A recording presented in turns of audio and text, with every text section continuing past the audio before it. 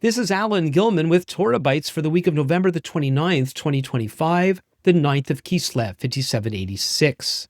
The following is a revised version of a message originally posted the week of December the 7th, 2024, the 6th of Kislev, 5785, and it's entitled, The Jewish Mother Heart of God. I'm reading from the book of Hosea, chapter 13 and verse 14. I shall ransom them from the power of Sheol. I shall redeem them from death. Many years ago, I met a psychologist who, upon learning I was Jewish, made an interesting comment about God.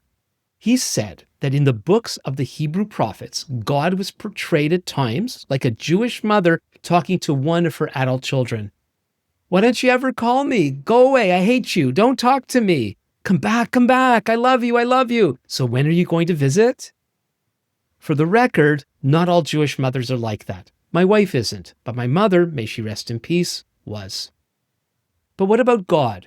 Was my new friend correct? Does God ever display an extreme, neurotic-like, perhaps contradictory, overwhelming, hard-to-understand love? Let's look at this week's Haftarah. That's the passage from the prophets that accompanies the weekly Torah portion. It's from the book of Hoshea, or in English, Hosea, chapter 12, verse 13, through chapter 14 and verse 10 in the Hebrew. In the English, it's chapter 12, verse 12 through chapter 14 and verse 9. This passage was most likely chosen because it includes a reference to the Torah portion where Jacob flees to Mesopotamia due to his brother's murderous threats. Also included in this Haftarah are extreme words of judgment against Israel. That's certainly a common theme throughout biblical prophetic literature. Here are a couple of examples. Chapter 13, verse 3. Therefore, they shall be like the morning mist, or like the dew that goes early away, like the chaff that swirls from the threshing floor, or like smoke from a window. In chapter 13 and verse 8, I will fall upon them like a bear robbed of her cubs. I will tear open their breast, and there I will devour them like a lion, as a wild beast would rip them open. This section is so highly negative on Israel. The English Standard Version, which I'm using here, uses the subheading, The Lord's Relentless Judgment on Israel. One dictionary definition of relentless is showing or promising no abatement of severity, intensity, strength, or pace. This sums up how many people characterize God's take on rebellious Israel in the Hebrew Scriptures. Having done so much for them, these rebellious ingrates are worthy of nothing less than everlasting rejection. But like my friend's characterization that I mentioned, there's much more to God's heart towards his chosen ones. A little further in the Hosea passage, we read, this is chapter 14, verses 5 through 8. In most English translations, chapter 14, verses 4 through 7. I will heal their apostasy. I will love them freely, for my anger has turned from them. I will be like the dew to Israel. He shall blossom like the lily. He shall take root like the trees of Lebanon. His shoots shall spread out, his beauty shall be like the olive, and his fragrance like Lebanon. They shall return and dwell beneath my shadow. They shall flourish like the grain. They shall blossom like the vine. Their fame shall be like the wine of Lebanon. Can you see why my friend characterized God in the way that he did? I wouldn't blame someone who claimed the extreme difference between judgment and acceptance is so great as to be irreconcilable. But my friend characterized God in the way that many Bible readers, not to mention the editors of the ESV, have great trouble doing. What we see here is an outworking of what I like to call God's dilemma. His covenantal relationship with the Jewish people is a complex one. Foundational to it are his unconditional promises given to Abraham, Isaac, and Jacob. It was this commitment that led to his rescue of their descendants many years later when they were enslaved in Egypt.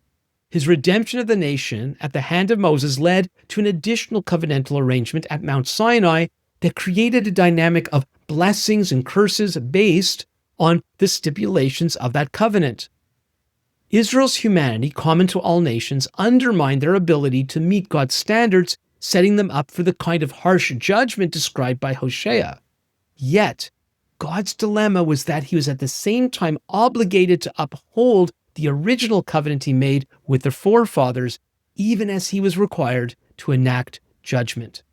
The tension of required punishment amid an eternal commitment resulted in almost neurotic expression of both anger and heartfelt yearning, which may not be that far from a stereotypical Jewish mother's heart with its expectations and demands mixed with unshakable eternal love.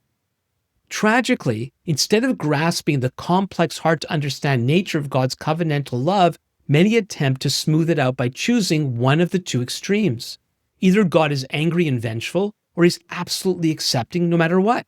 We might think that either there's nothing we can do to ever satisfy him, or there's nothing we can do that will provoke his ire. We wonder how God could be both absolutely loving and demanding at the same time. I can't explain how it works, but God has provided something in Scripture through which we can embrace the unexplainable, the people of Israel. Certainly, it's only by knowing God through the Messiah that his complex love can be known. But in order to grasp the complexity of that love, he's provided Israel as the example through which to demonstrate to the whole world a most truly effective and dependable love. Now, of course, God is not a Jewish mother, but could it be that God instilled in the mothers of Israel, some of them at least, consciously or unconsciously, a concept of high demand and expectation mingled with everlasting love? But not being God, this tension has often led to great disappointment and broken relationships. The tension of high demand and committed love can tear a heart apart, even God's, which is exactly what it cost him through the Messiah on behalf of us all. For more messages like this, visit the Torah Bites website at www.torahbites.org. Email your comments and questions to comments@torahbites.org. And you can follow us on X @TorahBites. Until next time, this is Alan Gilman with Torah Bites. Lehitraot.